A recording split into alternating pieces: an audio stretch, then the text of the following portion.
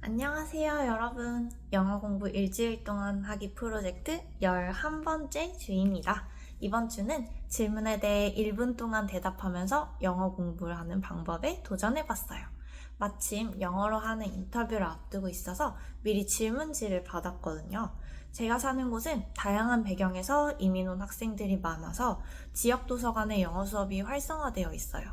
그리고 이 영어 수업을 받는 학생들을 대상으로 제2 언어로서의 영어 공부에 대한 질문을 하고 이에 대한 답을 기록해서 현대 역사를 기록하는 프로젝트를 진행하려고 한다고 해요. 그래서 어떤 질문을 할지 예시를 미리 받게 되어서 인터뷰 준비할 겸 영어 실력 키울 겸 주어진 질문에 1분 동안 대답을 녹음하며 말하기 연습을 하려고 해요. 지금은 영어가 낯설어서 말할 때 단어나 문법을 생각하는 데 시간이 되게 많이 걸리는데 말하기 연습을 하다 보면 하면서 영어 단어를 생각하는 데 걸리는 시간이 점점 줄어들어서 답변의 분량이 늘어나지 않을까요? 그리고 점점 더 정확한 문장을 구사할 수 있는지도 확인해 보려고 해요. 일주일 동안 1분 동안 말할 수 있는 문장이 얼마나 많아지는지, 얼마나 정확해지는지 확인해보는 영어 공부를 해보겠습니다. 질문에 대한 답을 1분 동안 하며 녹음을 하고 텍스트 변환해서 답변의 분량을 확인하고 챗GPT의 문법을 확인받아서 정확성 확인하고 정리된 문장을 다시 녹음해보기까지 이렇게 4가지 단계로 공부했어요. 지난번에 많이 올랐던 성적, 이번에 또 오를 수 있을 것인가? 지난주와 마찬가지로 매일매일 공부한 내용을 정리하고 하루에 느낀 점을 짧게 기록해 나가겠습니다. 이 기록을 바탕으로 일주일 후에 얼마나 성장했는지도 함께 확인해 보아요.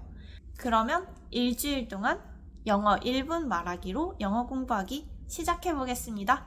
일단 사전 테스트 점수는 지난번과 같이 160점 만점에 115점, 125점입니다. 첫날은 저에 대한 질문에 대한 답변을 녹음했어요. 여러 나라에서 온 학생들이 어떻게 영어를 배워나가는지를 기록하는 프로젝트라서 저에 대해 물어보는 질문으로 시작하더라고요. 한국과 미국의 비슷한 점, 다른 점을 대략적으로 소개하고 한국의 영어 교육에 대해 설명했어요.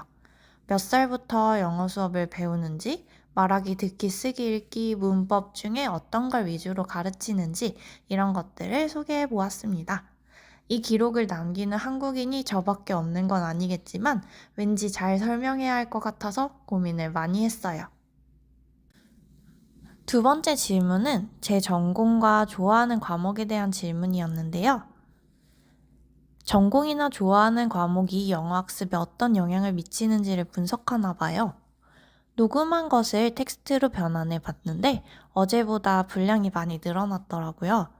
좋아하는 과목에 대한 내용이라서 좀 더 평소에 많이 생각해왔던 것이라 그런 것 같기도 해요.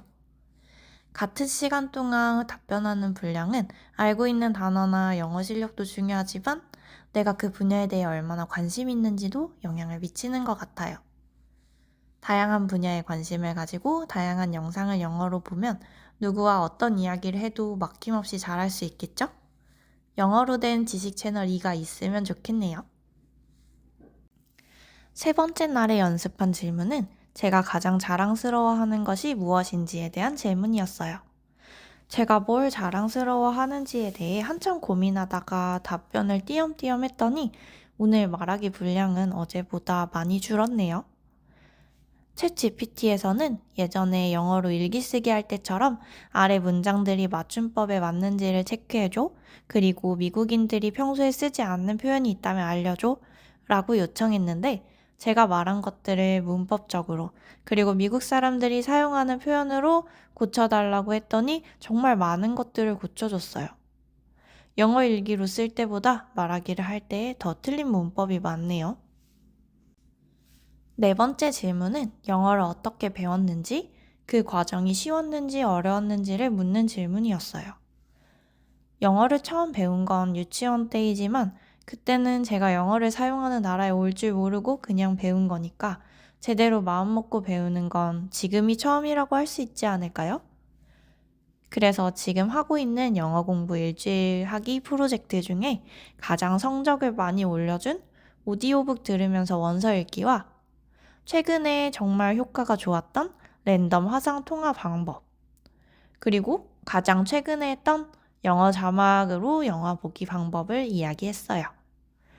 ESL 학생들을 대상으로 ESL 선생님이 하는 인터뷰이니 제 인터뷰 내용이 앞으로의 영어 수업이 좀 더 다양해지는 데에 도움이 되겠죠?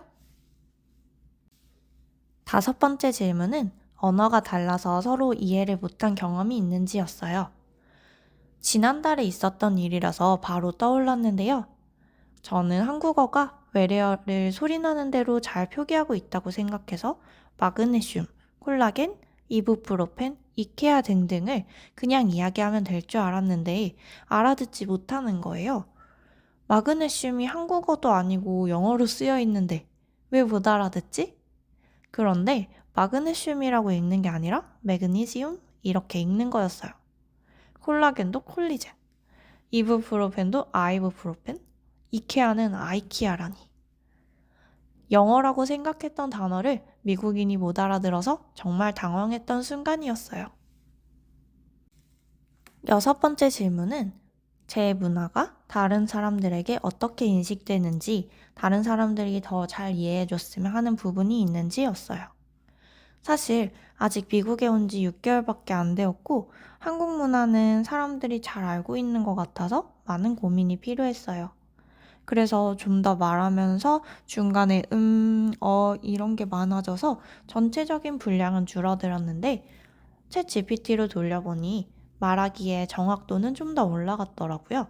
그리고 고쳐준 문장을 다시 말하다 보니 좀 더 할 이야기들이 생각나서 덧붙여보기도 했어요.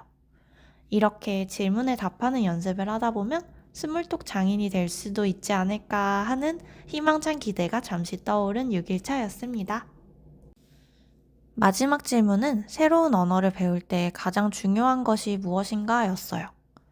저는 6개월 동안 미국에 살고 있는데도 아직도 말할 때 자신감이 없어서 저에게 없는 자신감이 제일 중요하다고 생각해요. 자신 있게 크게 말하면 틀린 문장이나 단어여도 상대방이 알아서 잘 이해하는데 자신감이 없어서 작게 말하니 상대방이 한 번 더 물어보게 되고 그럼 전 주눅이 더 들고 더더욱 말을 안 하게 되고 그렇더라고요. 함께 언어를 배우고 있는 여러분, 자신감 가지고 열심히 공부해보아요. 이렇게 7일차를 마지막으로 1분 말하기 하며 영어 공부하기 일주일을 보냈어요.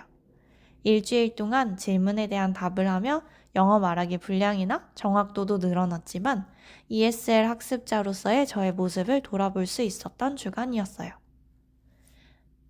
이로써 일주일간 1분 말하기 하며 영어 공부하기를 마쳤습니다. 여러분 안녕하세요. 1분 말하기 하며 영어 공부하기 일주일이 지났습니다. 일주일 동안 인터뷰 준비 잘해서 인터뷰 잘 끝내고 나왔어요. 추가적인 질문도 있었는데 이 답변도 헤매지 않고 잘 해내서 뿌듯합니다. 성적도 다시 120에서 130으로 올랐어요. 160점 만점을 받는 그날까지 열심히 다양한 방법으로 꾸준히 영어 공부를 해보겠습니다. 이번 영어 공부법은 말할 때 좀 더 빠르게 생각해서 끊기지 않는 말하기 습관을 들일 수 있어서 좋았어요. 영어로 말할 때 버벅거릴 거라고 생각은 했지만 녹음한 내용을 들어보니 생각보다 하는 시간이 정말 많더라고요. 1분 동안 4문장밖에 말을 못하다니. 그렇지만 7일차에는 6문장으로 늘어났답니다. 말하기의 속도와 정확성을 높여주는 1분 말하기 공부법 추천해요. 만점인 160점을 달성할 때까지 앞으로도 다양한 방법으로 꾸준히 영어 공부를 해보겠습니다. 그리고 다다음 주에는 영자 신문으로 일주일 동안 공부를 해보려고 해요. 요즘 세상이 정말 빠르게 바뀌기도 하고 이번 질문에 답변하는 말하기 연습을 하다 보니 아는 게 많아야 영어 말하기도 잘할 수 있겠더라고요. 그래서 시사상식과 관련된 영어 단어와 문장을 빠르게 배울 수 있는 영자신문으로 영어 공부를 해보겠습니다. 영자신문으로 영어 공부하는 방법 다다음 주에 소개해드릴게요. 재미있게 하는 공부 다다음 주에 지켜봐 주세요. 오늘 영상이 영어 공부를 시작하시려는 분들에게 조금이나마 도움이 되었길 바라고요. 이 프로젝트 덕분에 다양한 방법으로 영어 공부할 생각을 하고 일주일 동안 꾸준히 공부할 수 있었어요. 함께 영어 공부 열심히 해보아요. 감사합니다.